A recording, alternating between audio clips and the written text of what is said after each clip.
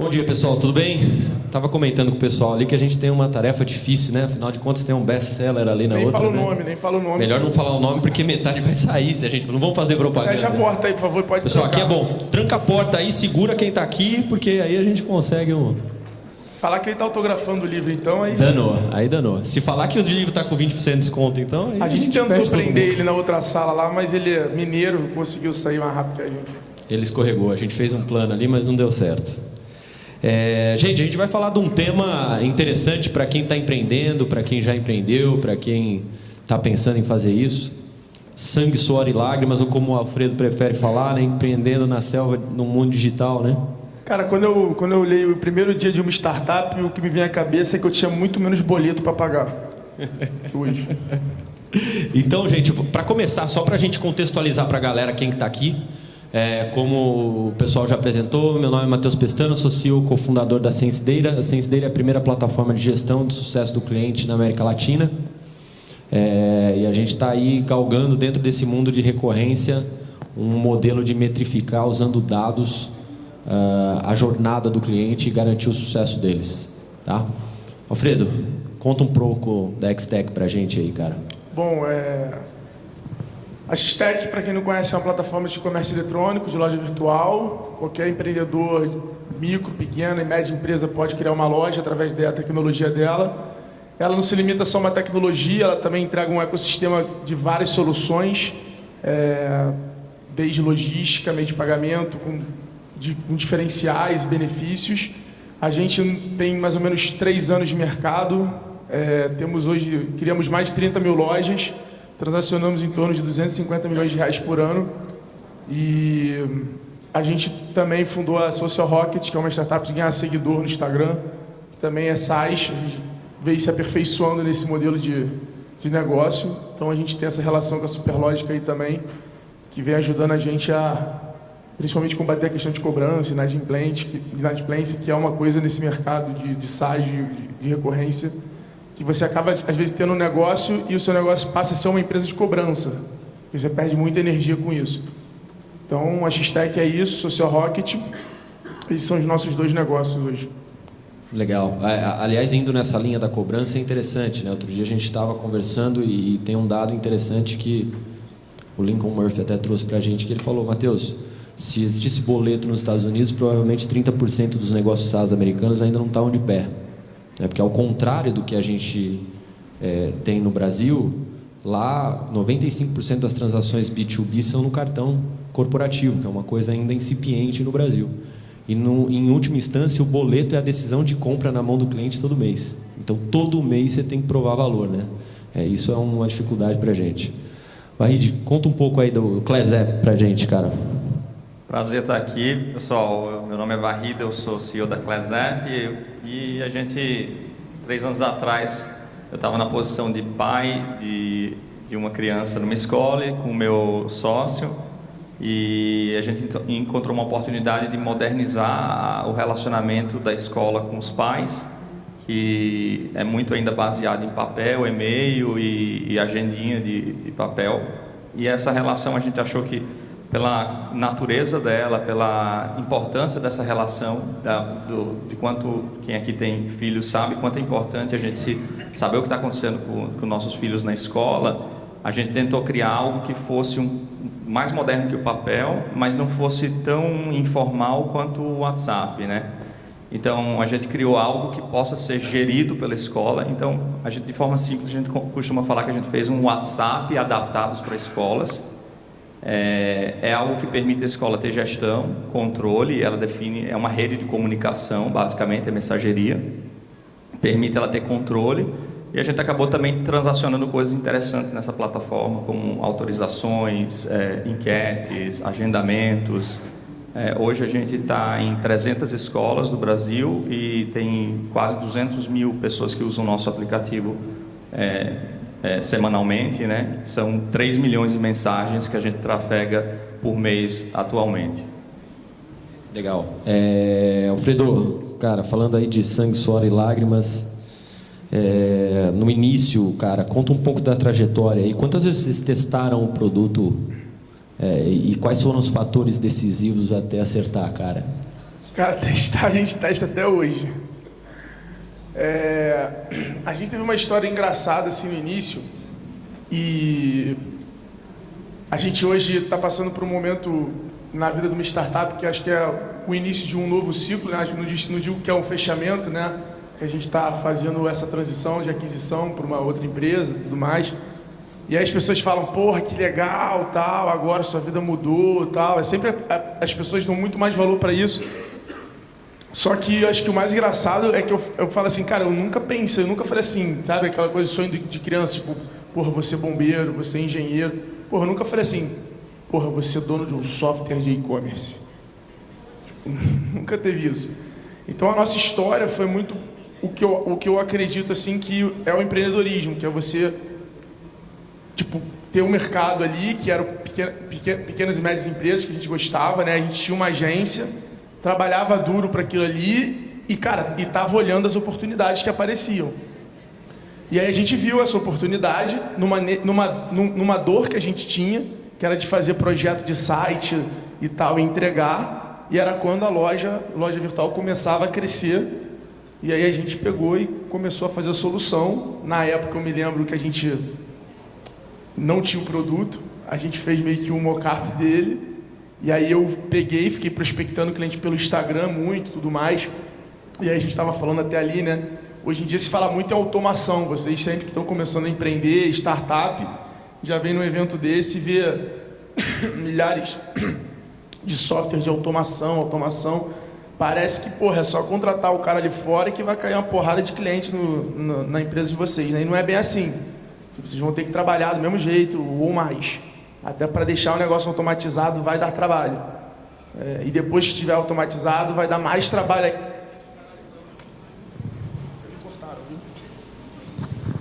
Viu? Os caras lá fora até me cortaram. Mas vocês vão ter que continuar analisando os dados para manter o negócio automático funcionando bem. E aí eu mesmo me lembro de eu ficar no Instagram prospectando e tudo mais. E aí eu vendi mais ou menos uns 40 projetos sem ter o produto. E aí eu falei pro meu CTO, né? Falei, bicho, agora a gente tem um problema seríssimo, a gente tem que entregar. E aí, indo rápido assim para um outro ponto que eu acho muito importante botar assim vocês, que é a questão do foco. Cara, o primeiro projeto que a gente entregou era um cara que vendia capinha de celular. E aí a gente subiu o projeto do cara e aí, tipo assim, cara, vocês imaginam, a gente com 40 lojas, uma mensalidade de uns R$100 por mês, né? Tipo, a gente faturava, sei lá, uns 4 mil, né? Nós já éramos uns 12, uma sala de 20 metros quadrados, eu tinha botado a porra de um 0800. Pode falar palavrão? Tem problema? Porque eu falar 40 minutos sem falar, porra, eu não vou conseguir mesmo. E aí, eu tinha uma sala de 20 metros quadrados, 12 pessoas, faturava R$4 mil e botei um 0800 para parecer que eu era grande. Marketing de percepção. Porque marketing, tu botou uma palavra depois, tu inventou em alguma coisa. Então é inovador. E aí, porra, o cara abriu uma loja de capinha, ele investiu tipo R$500 com a gente e R$100 por mês. Primeiro mês do cara, 40 mil em vendas. Eu falei, porra, tô no mercado errado. Vou montar a porra de uma loja de capinha. Tô me matando aqui, virando noite. Porra, o cara vai e faz a porra da loja. Segundo mês, a gente virando noite, sistema dando problema, os 40 clientes reclamando. O cara vendeu R$70 mil. Eu falei, porra, vou largar tudo, eu vou vender capinha. Meu CTO falou assim, cara, não é possível, a gente tem que virar sócio desse cara, a gente está errado com certeza absoluta. E aí é engraçado falar isso, mas assim, a gente até o terceiro mês pensou realmente, a gente chegou a ver na 25 de março capinha para comprar. Porque a gente falava, porra, até eu chegar a faturar 70 mil, eu vou ter que vender loja pra cacete, meu irmão. E aí tem a questão da resiliência, do foco, do plano de ação, que é muito importante para você conseguir chegar. E aí 2 anos depois, esse cara continua faturando os mesmos 60, 70 mil reais de capinha e a gente hoje vende 300 milhões. Então, empreender, eu acho que está muito ligado a isso. E, assim, e aí tem esse outro lado. Tipo, eu nunca imaginei que eu ia ter um software de e-commerce. Como depois apareceu a ferramenta de Instagram e as coisas vão aparecendo conforme você está ali trabalhando.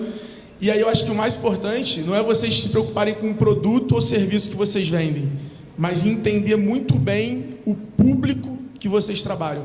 Quanto mais vocês entenderem o público que vocês trabalham, o público que vocês atendem, cara, vocês vão criar soluções e produtos para aquele público. E aí vocês pivotam o negócio de vocês e vão sempre estar bem, vão sempre superar qualquer problema, qualquer crise, qualquer situação. É verdade, eu costumo falar muito isso, né? A gente está falando muito de transformação digital, né? E as grandes empresas estão muito de olho, né, nas startups, nas empresas que estão fazendo disrupção em vários mercados. E às vezes isso gera uma confusão, porque a grande maioria das pessoas e das empresas acreditam que o grande diferencial das startups está em tecnologia ou produto. Mas o grande diferencial das startups está em como elas estão transformando a experiência do cliente, como elas estão conseguindo entender exatamente o que aquele cliente está e resolvendo o problema com um custo super adequado ou sem custo, muitas vezes, com outro modelo de negócio, que aí entra a disrupção, né? Acho que a gente tem que entender isso. Arrid, conta pra gente um pouco, cara. Hoje você falou de mais de 300 instituições de ensino, né, cara? Quais os processos de validação que vocês usaram? Esse é um business super espalhado no Brasil, mas muito na mão, às vezes, de famílias e tudo mais. Não é aquele business super B2B, grandes empresas e tudo mais. Quais são os fatores principais para vocês aí nesse processo de validação inicial? A gente começou validando na escola da minha filha mesmo. Eu chamei a diretora, falei, o que você acha dessa ideia? A gente está pensando em fazer isso, e pilotou lá de início, né? Para a gente, a grande dificuldade foi que a gente era o nosso primeiro empreendimento, então a gente veio do mercado, e aquele dia de largar o trabalho e começar a dedicar aquilo full time, para a gente era algo relevante, como a gente começou a empreender já com família, tanto eu quanto meu sócio já tínhamos 2 filhos, criança em casa, os 2 pequenininhos e tudo. Então a questão de ter a coragem de fazer o movimento de sair do mercado para empreender foi um dos pontos, um dos desafios para a gente. Validar o produto foi rápido para a gente perceber que tinha potencial e tudo, mas vender para a escola é um grande desafio. Não sei se alguém aqui trabalha com mercado de educação, infelizmente são poucos. Isso é porque o custo de venda é alto e o ticket em geral é baixo. Então só quem está em educação geralmente é quem é apaixonado pela área e tudo. É uma área muito de... Isso é uma estratégia para ninguém entrar no mercado de educação, tá, gente? Vocês não perceberam, você acabou de bloquear o mercado. É melhor vender capinha de celular. Entendeu? Ele está protegendo o mercado dele. Quem quer ganhar dinheiro é melhor vender capinha de celular. E-commerce é horrível também, a margem é péssima. E não recomendo ninguém a fazer tecnologia para e-commerce. E-commerce não cresce? Não tá convincente. E aí depois disso, eu lembro no início, o tema da palestra falar um pouquinho do lado difícil de empreender, né? Desmistificar um pouco, que tem muita gente aqui já grande falando e tudo, e a gente começa a falar, nossa, por que está sendo tão difícil para mim? Eu acho que para a gente foi um marco, assim, o primeiro cliente, depois chegar a 10 clientes, e eu acho que foi o mesmo esforço de chegar a 100 clientes, basicamente, assim, pelo menos emocionalmente, assim. Eu lembro o primeiro cliente, eu estava no WhatsApp com o nosso CTO, mandando, tá bugado, não está funcionando, eu estou entrando na sala, o que eu vou mostrar para ele? Não, estou aqui desenvolvendo, fica tranquilo, em 5 minutos está pronto. Falo, olha, vai rápido que estão me chamando, já entrei na sala. Eu tive que dar uma enrolada de uns 10 minutos na reunião antes de mostrar o produto, porque a mensagem que chegou falando que estava tudo tranquilo foi no meio da apresentação. Eu mostrei e guardei o celular logo na hora, né? E é uma grande vitória mesmo passar desse marco, né? De ter alguém que pague pelo produto. E eu lembro que eu não tinha nem levado um contrato, mas fechei o contrato na hora, porque faz parte desse processo, né? Eu lembro, o mercado de educação ele é fechado, as escolas de uma cidade, eles não valorizam se você está em outra cidade, é muito estranho. Então, quando a gente precisou expandir a empresa, eu lembro, eu fui para São Paulo, a gente fica aqui em Limeira, eu fui para São Paulo e falei, a gente tem um produto e assim, já tem escola usando. Ele falou, vocês têm escola em São Paulo? Não temos. Pô, vocês não existem então, né? São 20 milhões de habitantes, não tem nenhuma escola em São Paulo usando. Ele falou, não tem. E eu coloquei na cabeça, tem que vender esse produto de São Paulo. Eu lembro que eu fui viajar umas 20 vezes, Limeira, São Paulo, o carro ia sozinho, levava multa toda hora, quase perdi carteira para conseguir o primeiro cliente em São Paulo.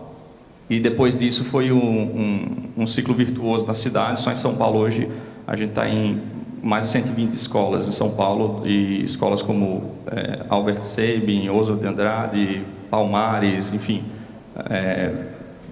já passamos uma etapa lá. Então, acho que esse momento inicial tem uma inércia muito grande, uma dificuldade muito grande, e de fato, isso é importante, eu acho, para diferenciar, né, aqueles que estão só, né, não estão firmes no propósito de conseguir fazer o que eles querem, né. Isso aí que ele falou dos 100 clientes é engraçado. Quando você tem um negócio de escala assim, a gente passou por isso 2 vezes, né? Com o Social Rocket, com a X-Tech, e agora no SEO Matic a gente está passando de novo. Cara, chegar ao centésimo é tipo assim, muito difícil. O 1000 é quase o arco-íris, sabe? Você vai, não chega. Você vai, não. Aí você, porra, agora não. É realmente assim. Aí quando você passa aquele platô que você fala, porra, agora vai. Aí você fala assim, porra, é aquela planilha que eu fiz, que, porra, tem 1 milhão de clientes, porra, que eu ia chegar em 10 mil em um ano. Cadê aquilo? Cadê aquele Excel que o financeiro passou, rapaz? E é realmente aí que você vai, né, quando você chega, você fala, porra, eu cheguei. E a minha pergunta era um pouco nessa linha aí, Alfredo. Cara, você estava lá vendo o cara vender 40 mil, 70 mil de capinha, vocês lá faturando, e mesmo assim, no primeiro ano, vocês botaram 500 mil reais dentro da empresa. Como é que é investir num cenário tão nebuloso, com tantas dúvidas, você não sabe se o negócio vai virar? Como é que foi essa experiência para vocês? A gente, assim, né, 2 coisas. Primeiro, a gente não pegou 500 mil e investiu. A gente, na verdade, investiu 500 mil ao longo do ano. A gente quebrou uma empresa para fundar a X-Tech. E aí foi realmente um momento, que nem eu falei, de pivotar o negócio, que a gente teve muita coragem, porque a gente tinha uma agência, né, focada em PME, que era Marketing Shop, que funcionava muito bem, estava indo bem, era rentável, né, mas tinha um problema de escalar. A gente estava nesse platô de, cara, tá difícil crescer, cada vez que cresce precisa contratar, precisa aumentar escritório. E a gente sentia que aquilo ali não era um negócio para daqui a 2, 3 anos que a gente ia conseguir estar vivendo, surfando a onda do momento. E aí foi quando a gente viu essa oportunidade da X-Tech, viu que precisava mudar o nome, fez todo o produto e tudo mais, e aí chegou uma hora que assim, não dava mais para só investir como um outro produto, que a gente ou tinha que focar energia em uma, ou a gente tinha que fazer a outra. E aí teve essa decisão de focar, de tipo, tombar todo o investimento, todo o time, todo o esforço, a autoridade, né, de tipo blog, minha às vezes, de representante da empresa e tudo mais. E foi difícil. Quando a gente fez, realmente, a gente perdeu muito dinheiro. A gente, na época, eu me lembro, a gente administrava 120 contas de Facebook, que era a maior rentabilidade. E, a gente perdeu, porque a gente não conseguia mais gerenciar, ficou confuso.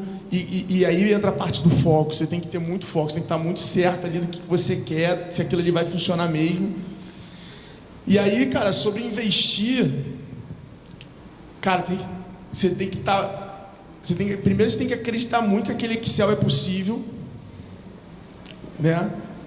E, cara, acreditar muito nos teus sócios. Eu tenho 2 sócios que são tanto workaholic quanto eu. Tem que ter aquela parada do sonho, não pode ser um negócio pela rentabilidade, pelo dinheiro. Você tem que ter o sonho mesmo, a gente fala assim, cara, eu quero fazer algo grande. E na época eu me lembro que quando eu comecei, eu tinha uma coisa minha de querer fazer diferença em alguma coisa, em algum mercado. E o mercado de tecnologia de e-commerce, ele foi surgindo. Ele, na verdade, foi encontrando com a minha vontade de fazer alguma coisa grande também. E você tem que ter isso, porque senão realmente você vai ficar fazendo matemática, você vai ficar ali. E aí, cara, eu me lembro que o primeiro evento que eu fechei, eu não tinha R$1 no banco. E a gente tinha que ir para o evento do Sebrae, que ia ser o estratégico. E eu fechei, e meus sócios falaram assim, cara, você é maluco. Você é maluco. O evento custou R$80 mil, porque eu não podia ir menor que o meu concorrente. Eu sabia que o cara tinha fechado uma cota de 80 mil. Então eu tinha que ir. Né? Tô melhor. Aí, tipo, 80 mil era mato que a gente faturava num mês. Né? E o Sebrae não parcela. Eu falei, irmão, vou me virar. E aí eu, eu inventei uma coisa que no mercado de tecnologia nunca teve, que foi pegar dinheiro com parceiro. Né? Por acaso tem um sentado ali, ó, que me paga todo mês. Pode levantar o bracinho aí. E aí eu comecei a pegar dinheiro com os parceiros para eles irem por evento comigo, que é uma coisa que eu me lembro que, na época que eu trabalhava com agência, que eu fazia serviço para alguns restaurantes, a gente fazia isso com cervejaria, né? O negócio. Aí eu peguei esse modelo de trade e botei no mercado de e-commerce. Aí o nego falou, esse moleque é maluco, que esse moleque, que esse gordinho tá vindo aqui pedir de dinheiro, cara? Nem o maior faz isso, o que ele acha que vai fazer? E aí entra o sonho de você ir lá e falar, não, cara, mas eu vou trazer lead para você, eu vou conseguir, eu vou lá e vou... Aí é aquele que tu não sabe que tu vende, o cara também não sabe que tu compra, mas o cara compra que tu não vende, tu vende que tu não compra, aí... Vai. É o momento empreendedor. Agora quem precisar de dinheiro já sabe onde procurar, né? Só aquele chegar, rapaz ali do lado da loura ali de camisa quadriculada. Tá pronto, né? Ô, Vahid, me diz uma coisa, cara. Desafios iniciais, né? Transformando limão em limonada. Você já disse aí uma questão... Tá em São Paulo, foi um desafio inicial. Quais foram os teus principais, cara? Tecnologia, produto, persona ideal, product market fit. Como que foi esse processo inicial aí? Essa questão de achar um mercado ideal, a gente achava que um aplicativo de comunicação ia ser mais focado para pais de infantil, escolinhas de bairro, escolinhas pequenas, né? E a gente estava focando nesse mercado inicialmente. E a gente estava prospectando pelo LinkedIn e por acaso foi por erro uma mensagem para 2 escolas grandes. E a taxa de sucesso que a gente tinha era muito baixa, né? Escola, assim, você se sente um criminoso tentando falar com o diretor da escola, assim, você se sente bem mal, assim, eles ficam, mas é sobre o quê? Por que você quer falar? E tudo, é um mercado super fechado à novidade. E, por acaso, as 2 escolas grandes que receberam meu contato no LinkedIn falaram, sim, claro, vamos falar, a gente está interessado e tudo. E o produto teve uma receptividade muito maior no mercado grande de escola. Uma escola tinha 1.700 alunos, a outra tinha 4.000 alunos, era uma das maiores escolas de São Paulo, na Avenida Paulista. A gente falou, cara, o que está acontecendo? Só que, quando a gente foi para esse mercado, a gente não tinha um product market fit ideal ainda, né? E o que é fazer limão à limonada, né? Eu lembro que nesse cliente grande que a gente falou com o cara do marketing, ele adorou, falou, você tem que falar com a direção da escola. A gente apresentou para a direção, eles adoraram, você tem que falar isso para o pedagógico. A gente foi para o pedagógico, eles adoraram, aí depois você falou, beleza, manda o contrato, a gente tem que mandar para o jurídico. O jurídico olhou e falou, de jeito nenhum, cancelou. A gente perdeu no jurídico. A gente falou, o que é isso? Aí a gente percebeu que o nosso produto está no meio do furacão de uma relação de uma escola com 4.000 clientes e que a gente está lidando com comunicação, com problemas, a criança caiu, informações que são estratégicas. Eu quero buscar meu filho mais cedo, eu estou entregando o seu filho para outra pessoa porque você mandou uma mensagem, será que isso é seguro? Então a gente olhou uma dimensão nova e podia ser um motivo da gente não investir nesse mercado. A gente fez o contrário, a gente pegou o contato da advogada que falou não para o nosso produto e contratou ela. E ela avaliou o nosso produto, a gente pagou uma avaliação para ela e o nosso produto começou a ter um fit maior. O que a gente era inimigo dos advogados, virou aliado a eles. E depois disso, ela em várias palestras falava que o ClassUp é mais seguro que o WhatsApp ou o e-mail para comunicação escolar. Boa. Esse é o famoso limão à limonada, né? Alfredo, cara, você já contou algumas histórias aí, mas e as decisões mais difíceis, cara? Como é que foi? O que você levou em consideração para tomar? Ou foi tipo, cara, vamos que vamos, tem que acreditar? Como é que foi isso? Cara, eu particularmente sou muito vamos que vamos, né? Acho que dá para perceber até um pouco pelo meu carioquês, assim. E eu acredito muito que, assim, um planejamento estratégico, tal, acho tudo muito lindo, muito bonito, business plan, né? Nome forte. Mas acho que o mais importante é o plano de ação. Como tu vai chegar lá? Né? Como você vai fazer aquilo? Porque senão não adianta. Eu falo isso nas reuniões lá hoje de time. Na área de desenvolvimento da Sense Data, a gente colou uma faixa que se chama... TI chega lá e fala assim, isso aqui é o roadmap. Porra, eu falo, desculpa o termo, gente, foda-se. Quando vai estar pronto e como é que a gente vai entregar e, porra, é isso. Porque o nego adora, metodologia, o woke e tal. Tá bom, cara, mas o cara quer saber quando vai estar funcionando na loja dele. Porra, a metodologia tu guarda pra você e pra tua namorada. Exato. Indicador sem ação é ilusão. Exatamente. Né? Decisões difíceis. eu acho que como empreendedor, assim, como CEO, eu até brinco, né? O meu cargo é o vai dar merda, né? Porque a gente faz tudo. Outro dia mesmo eu me peguei tirando o lixo do banheiro. Porque o lixo encheu e nego, porra, não tirou e ficou jogando o lixo em cima do lixo. E aí eu tive que tirar o lixo. Então acho que empreender, startup, né? Que é o que todo mundo acho que aqui pensa assim, é isso, independente do tamanho. A gente tem 60 pessoas lá e outro dia eu estava fazendo isso. A gente tem uma menina de limpeza que só faz isso. Mas eu não sei onde ela estava nesse momento. Que até ela some. Vocês estão dando risada? Mas tá o cigarro, né? O nego some. Cara, no Black Friday de 2015 foi uma decisão complicada. A gente caiu. Ficamos 3 horas fora do ar. A gente teve que tomar decisões rápidas. A decisão que eu tive foi ficar meio que online, respondendo todo mundo. E aí, eu não sabia o que fazer. Nunca tinha passado por aquilo, como CEO e como profissional. Era uma responsabilidade muito grande, né? Eu estava muito nervoso, muito puto, né? Assim. E, cara, eu não sabia o que fazer, saí dando meu telefone. Não sabia. Aí saí dando meu telefone, saí respondendo todo mundo, saí falando com todo mundo. Fiquei quase 24 horas ou 48 horas online e, cara, dei meu telefone para muita gente. Hoje em dia meu WhatsApp tem, 500 mensagens. Eu não consigo mais usar meu telefone muito normal, porque a maior galera tem. E quando dá um probleminha na plataforma, todo mundo fala comigo simultaneamente.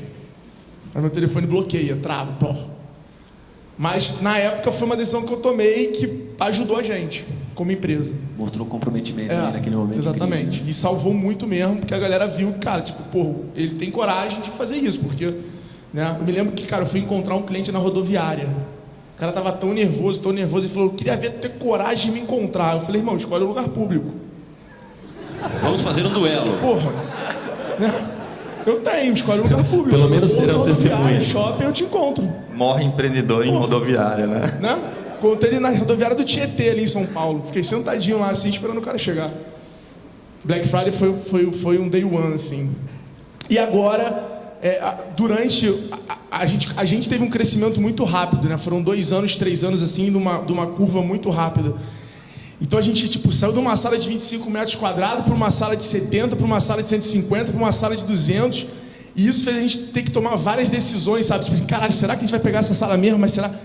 Cara, isso foi muito sinistro, assim. Ter que tomar decisão, assim. Eu me lembro que teve um mês que eu falei assim, cara, mas vocês estão comprando 20 computadores, a gente não tem nem cartão de crédito para isso. O que a gente está fazendo? Será que a gente está fazendo certo? Então a gente teve muito disso. A gente teve, por esse crescimento, a gente acabou atraindo muita mídia, então a gente teve que ter um controle de ego muito grande, que a gente no meio do caminho perdeu, às vezes, a mão. Isso atraiu muito investidor, muita gente, quero investir, papapá, e isso tira muito o foco do negócio, muito o foco, sacou? Então, cada vez que chegava um assunto desse, uma proposta dessa, a gente perdia uma energia muito grande. Aí a gente perdeu na primeira e na segunda, na terceira a gente falou, cara, não é isso que a gente quer. A gente quer fazer pela gente. Tanto que a gente chegou até agora sem investidor nenhum. Que é outra coisa que eu acredito, o negócio para ser bom tem que ser lucrativo desde o primeiro dia. Cara, no Brasil, então, não vou nem falar de política, mas tem que ser lucrativo desde o primeiro dia. Faturamento day one. Se der, dê zero. Né? Já começar pedindo dinheiro para alguns parceiros. E na hora da venda foi uma decisão muito difícil, porque tinha todo um apego, era muito cedo, mas não era, e talvez tenha sido a decisão mais difícil da minha vida, assim, porque é uma decisão que você não tem certeza para onde você está indo, né? Você nunca tem, nunca vai ter. Por outro lado, envolve toda a tua estabilidade de vida. E com certeza, sim, é algo que nem a tua família consegue mensurar, muitas vezes. E, cara, cada um ao teu redor consegue ter uma opinião completamente diferente. Então, e você tem que guardar aquilo para você, você não pode ficar falando, né, para os outros daquilo. Então, acho que da minha jornada empreendedora, eu comecei com 17, estou com 30. Cara, com certeza absoluta, apesar de ser a coisa mais irada que aconteceu mais legal que aconteceu na minha carreira empreendedora, maior coisa, sem sombra de dúvidas, foi a decisão mais difícil. Legal. 3 anos bootstrap, é isso mesmo? Foi. Show, hein? E um monte de gente com PPT procurando investidor, hein? Faturamos 8 milhões. Show de bola, maravilhoso. Wahid, conta uma coisa pra mim, cara, que criar equipe é complicado, no começo você não tem muito dinheiro. Como que foi construir a equipe na fase inicial, cara, com o teu CTO ali, entrando em cliente dando problema? Como que isso funcionou para vocês aí? No início é importante você criar vários departamentos, né, e dividir todos entre você e seu sócio, né? Então, eu fazia marketing, vendas e comercial e tudo mais. O meu CTO fazia desenvolvimento, suporte, sucesso do cliente. E eu lembro uma vez que a esposa do meu sócio chegou e falou comigo: Wahid, vocês não vão contratar ninguém para atender cliente? E eu falei assim: por quê? O Samir está atendendo, falou assim: olha, eu acho que a empresa não vai crescer desse jeito, viu? Eu escutei ele atendendo os clientes, desenvolvedor atendendo o cliente, você sabe como é que é, né? Fala, qual o problema? O que você está ligando? Está funcionando assim. Perigoso, né? É a mesma coisa que colocar vendedor para desenvolver. Cara, tem uma história, isso que ele está contando tem uma história muito engraçada. Vocês conhecem a solução Atende Simples? Conhecem? Porra, é animal, né? Funciona bem pra cacete, é uma das maiores soluções. Foi a solução que eu contratei de 0800 na época, que eu era grande já. E aí, cara, quando eu contratei, eu não conhecia o cara. E aí eu contratei a solução no site e falei, cara, e contratar 0800 é difícil. Eles, tipo, revolucionaram isso, porque qualquer um pode ter. Eu já contratei um até pra mim, pessoal, assim, só pra ver, tipo, que maneiro. E aí, você entra lá e você fala aí, tipo assim, você fala com a Ana Carolina. Aí depois você fala com outra pessoa. Aí depois você fala, cara, que animal, que empresa grande, né? Aí, porra, na Endeavor, a gente, ano passado, foi selecionado no Promessas Endeavor do Rio. E aí tem sempre estava. Eu falei, cara, que foda, vou conhecer os caras, né? Eu falei, porra, André, prazer, meu irmão. Tua empresa é animal, cara, quantas pessoas você tem? Ele, cara, então, são só 3, cara. Porra, eu que sou Ana Carolina, eu que sou... Eu falei, como assim, brother? Ele, não, são personas que eu crio só pra parecer que a gente tem mais gente. Você achando que era um malandrão contratando 0800, né? Assim, tu tá de sacanagem que eu falei contigo como Ana Carolina. Ele, Eu falei, porra... Eu inventei o chatbot. Eu assim, não, irmão, eu vou na tua empresa pra ver se essa parada é verdade. Aí eu fui lá, cara, são 3 pessoas, o cara tem 600 clientes. Falei, irmão, tu tem que me passar o teu DNA. Porque não é possível. E a parada funciona. Aí, esse sim descobriu o motivo e como fazer a verdadeira automação. Esse tinha que estar aqui no palco falando sobre automação. Porque aí é irado, ele bota uns nomes demais, ele consegue ser criativo até no nome. É Ana Carolina Guimarães. Né? Do chatzinho lá fica um nome comprido, né? Um nome grande. É essa. E ele fala, ele fala simpático, ele não é uma mulher antipática. Capaz dele te dar uma cantada ainda, entendeu?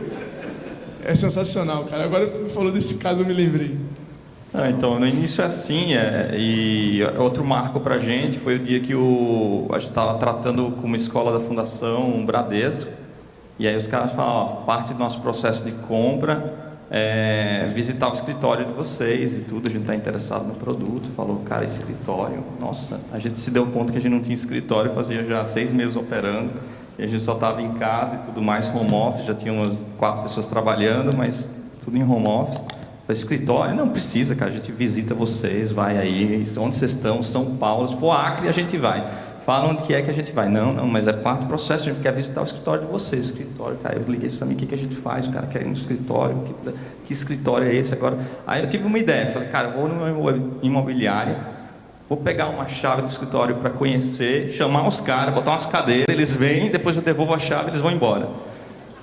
Mas não dava, né? E a gente teve que pegar o primeiro escritório, foi um marco aí pra gente. E aí você começa a ver, né, que a empresa está crescendo e a gente é obrigado a tomar essas decisões e de uma forma, talvez assim, impulsionada pelo mercado, né? Mas é interessante que eu acho que a gente não pode colocar empecilhos para o negócio, né? E muita gente começa, né, desenvolvendo todo o produto, alugando o escritório, contratando funcionário e depois vamos ver se vende, né?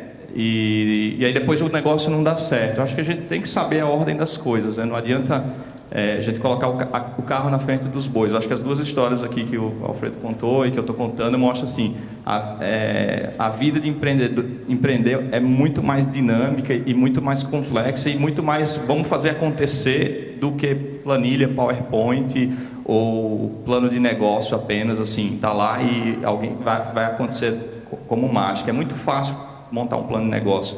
Difícil é ir atrás de um cliente e ficar, né, dedicado a fazer acontecer aquilo, né? Legal. Eu vou contar uma história que é o contrário de você, que aconteceu comigo na Sense Data. A Google colocou um espaço de empreendedorismo em São Paulo chamado Google Campus e a Sense Data foi uma das startups selecionadas para a primeira turma de residentes. Foram 900 concorrendo, 15 entraram, a Sense Data entrou também. E, cara, Google...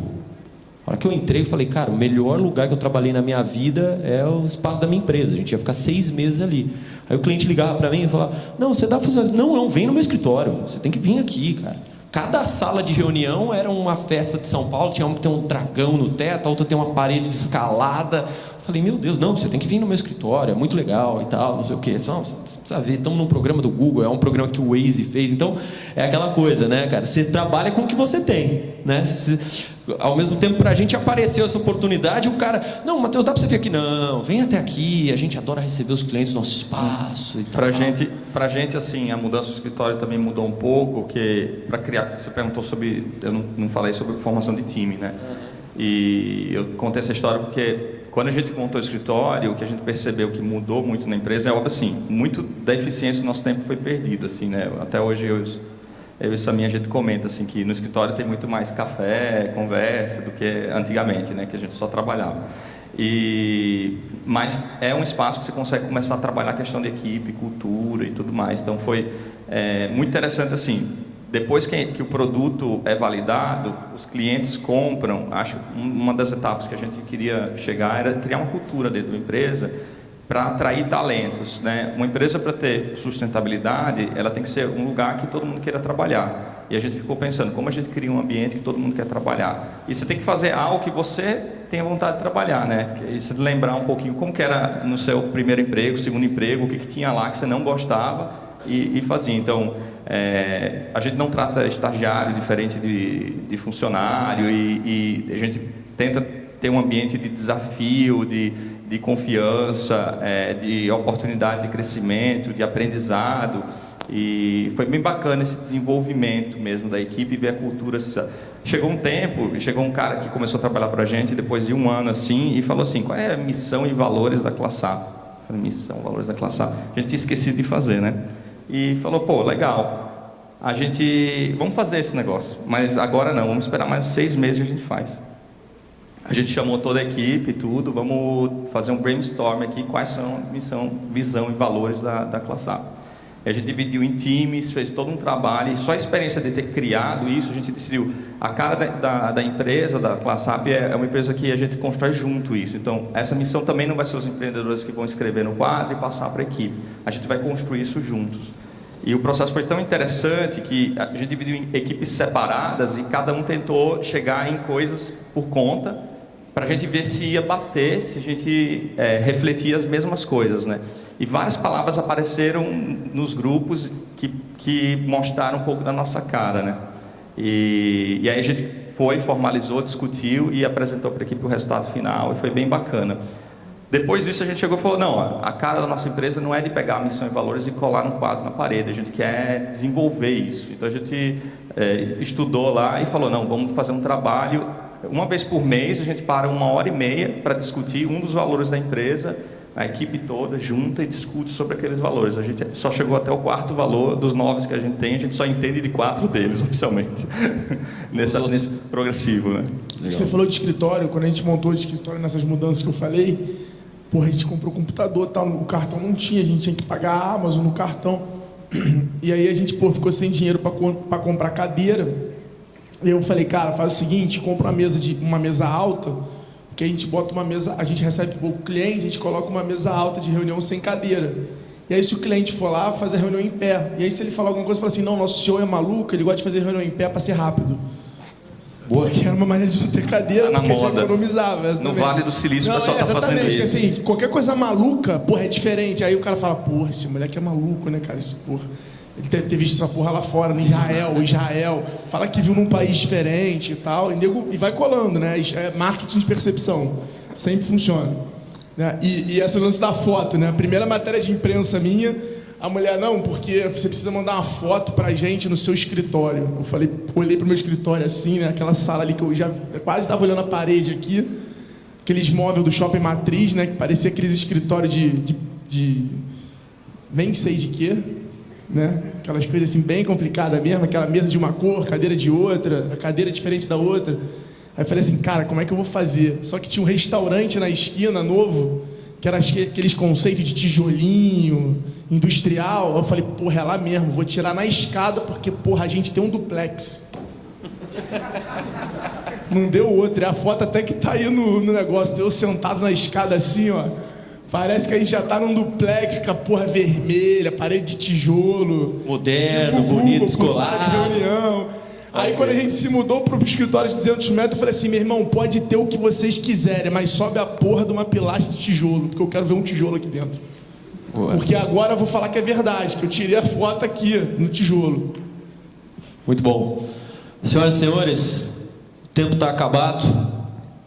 Queria agradecer ao Alfredo, a Ride pelo tempo de vocês. Espero que tenha sido útil para vocês também. Obrigado para todos. Um bom evento aí.